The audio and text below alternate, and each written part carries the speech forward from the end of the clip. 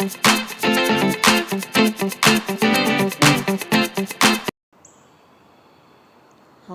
this is Cathy for TransByDef, and our topic for this week on TransByDef is what are the costs of transitioning?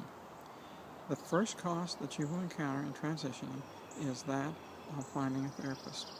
A therapist is probably the most critical decision that you will make during your transition. The therapist will first meet with you for 3 months and evaluate you and decide if hormone therapy is appropriate and your transition is what you really want to do. After you receive the hormones, the therapist helps you as you adjust to your body becoming more feminine and the changes which happen as the result of the hormones affecting your body and your mind. And that is very, very important. After your surgery, your therapist helps you adjust to the changes in your body that occur as a result of the surgical procedures which have been done to your body. Each month, I pay $150 for a therapist visit. Now, many people need to go to the therapist once a week, sometimes twice a month, but when you look at $150 every time you go to the therapist, that is a very expensive part of your transition, but a very, very necessary part of the transition.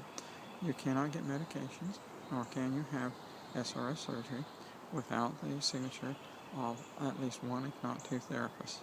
So it is very important that you recognize the need for a good therapist and find a good therapist. I noticed when I did a quick internet search, the therapist ran from approximately $75 an hour to $200 an hour in my particular area. And that is a big expense that you will encounter. The second expense is getting the hormones. You will first be required to take your letter from your therapist to your doctor. He will then order a sequence of blood tests.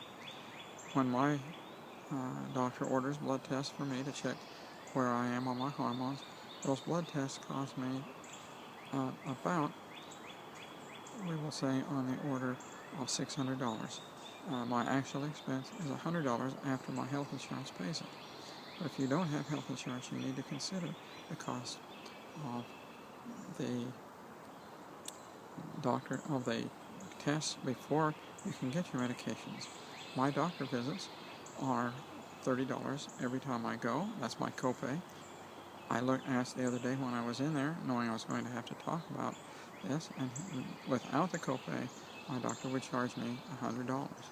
So that having to go to see the doctor is very expensive, and he will require you to come back. My doctor requires me to come back every 6 months, and for the first year, he required me to come back every 3 months.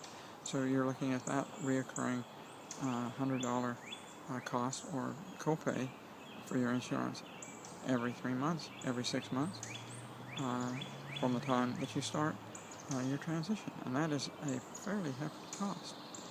Your doctor will also require additional blood tests every 6 months to see how and monitor how the estrogen is affecting your system.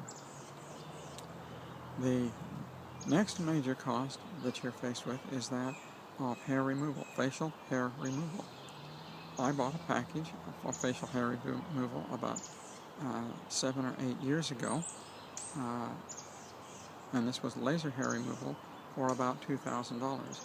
When I checked the other day, it was 6 visits for the $2,000 at the laser place here where I live.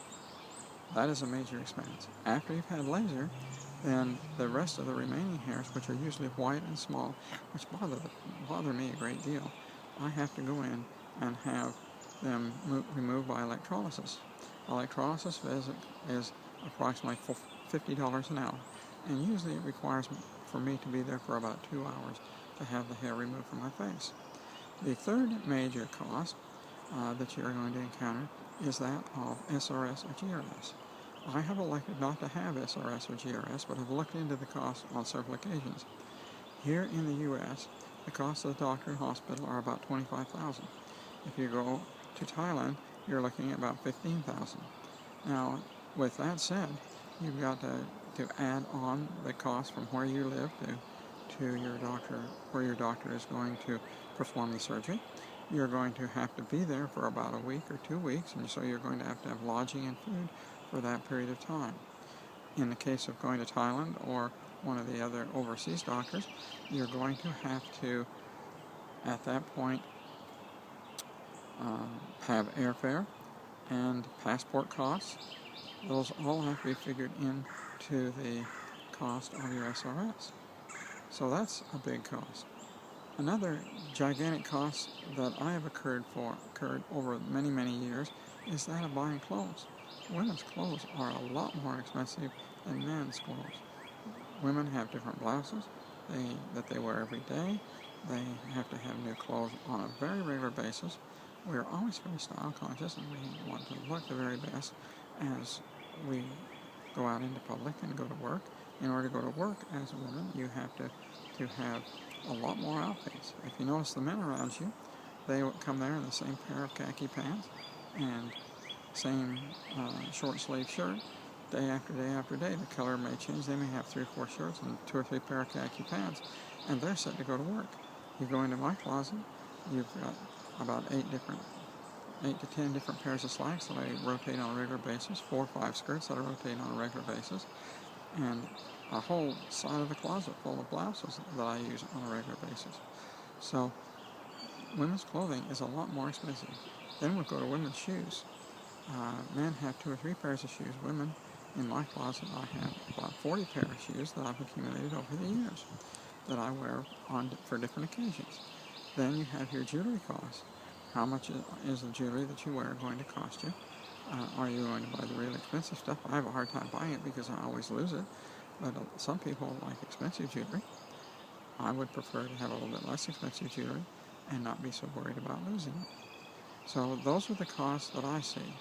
The last point I would like to make concerning the cost of transition is, after you have been thought about it and put together a budget, the next question is, where is your money stream coming from?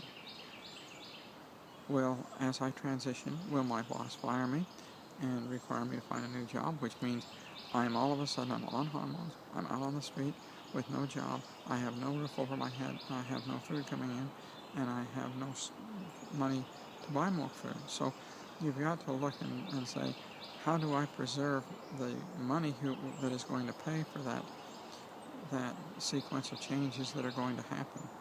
How is it going to continue to pay for my housing and for my transportation to work and for my clothes to go to work? Because if I lose my job, I no longer have the money to pay for the hormones, but I don't also have the money to eat and a place to live. So you have to consider that as you're preparing to transition.